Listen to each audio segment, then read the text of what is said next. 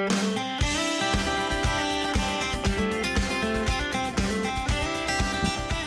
are on the road for agriculture in Phoenix, Arizona at the Biotech University going on. For the Rural Radio Network, I'm Jessie Harding. Joining me is one of the keynote speakers here at the Biotech University. His name is Dr. Charles Arson. He's a founding director of the Biodesign Institute here at Arizona State University. Why don't we first get a quick background on you so we know where you've been and what you're kind of doing now.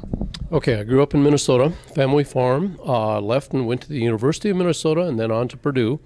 Had my first faculty appointment at the University of Illinois, then moved to Michigan State. So I'm pretty much got a Midwestern background. Left Michigan State and joined the DuPont company for 5 years.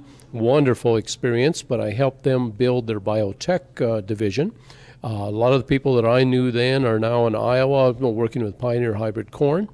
I moved then to Texas A&M, where I was Deputy Chancellor for Agriculture. Then I guess I never could hold a job because I moved to Cornell and then finally to Arizona State University. So here at Biotech University, we're talking a lot about biotechnology, of course, but with GMOs. Can you give us a little background on that? Well, GMOs really got started about the same time as the genetically engineered drugs like insulin and the cancer vaccines and a whole variety of pharmaceuticals we have today. So when I was in DuPont in the mid-'80s, we did the first field testing of soybeans, genetically modified soybeans. And since that time, we've had an introduction of quite a variety of crops. All the first generation were focused on traits that the farmers value, essentially traits that the farmers would pay additional money for the seed. What I've seen, though, in the last 10 years of crop biotechnology is traits that the consumer cares about. Modified oil content, so you get a healthier oil. Or now some of the potato and apple that a specific enzyme which causes browning was deleted. Very clever technology. Just take a gene out of a plant, not adding, but taking it out, and now the fruit or the tuber doesn't brown when it's cut. So reduces waste, reduces the potential amount of acrylamide, which is potentially bad component of the food. In your speech to the attendees, you talked a lot about how genetic modification also works in antibiotics. How does that maybe work with plants, and how is it tied together for you?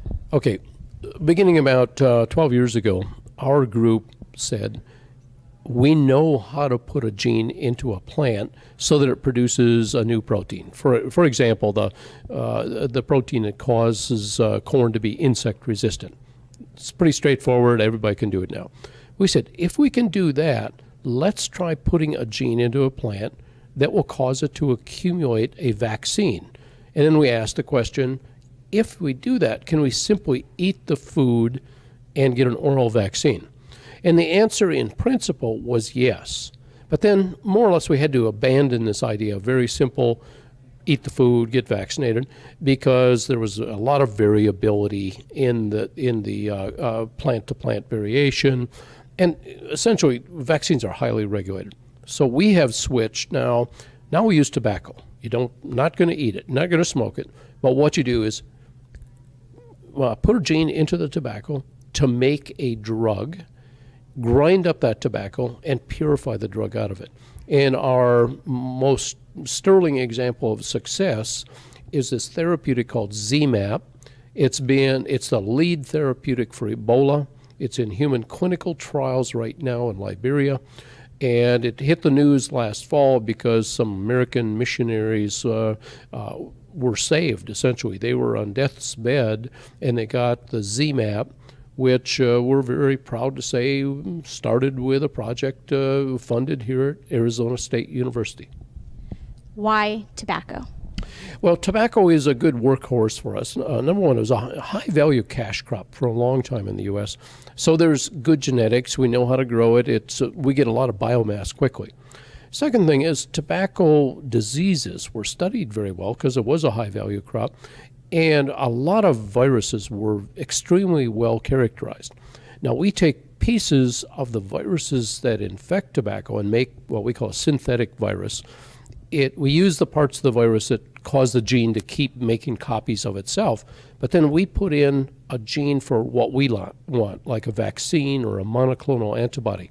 So we infect the tobacco leaves. Every time that virus replicates, or it's not really a virus, but every time the pseudovirus replicates, it makes the protein we want. And so we can get massive quantities. Every cell of the leaf is producing our protein. And it is a less expensive manufacturing system than taking stainless steel fermentation tanks and needing sterile conditions and all these things. We can do it, we say, faster and cheaper and producing a better product. Can you give us an update on where those clinical trials are and a little bit about those? Well, the clinical trials are going on right now in Liberia.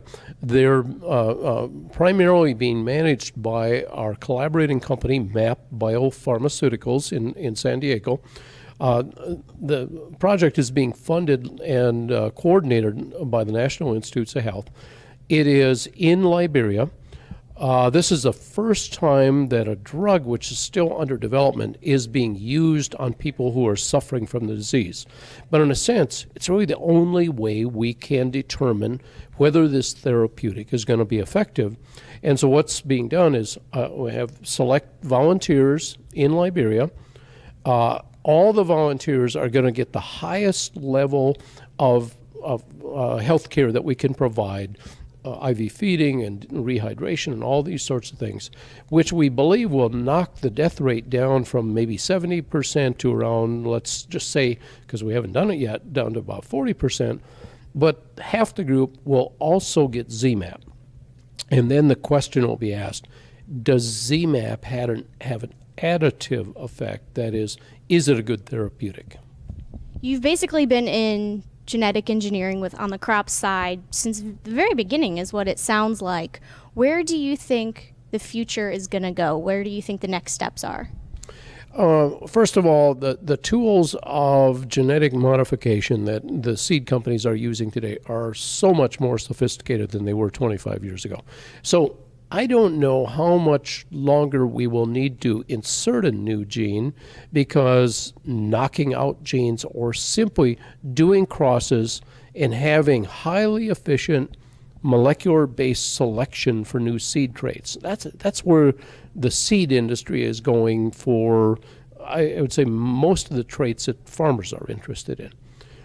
We're pushing for a broader use of plants, and particularly tobacco, in the pharmaceutical industry to make protein drugs.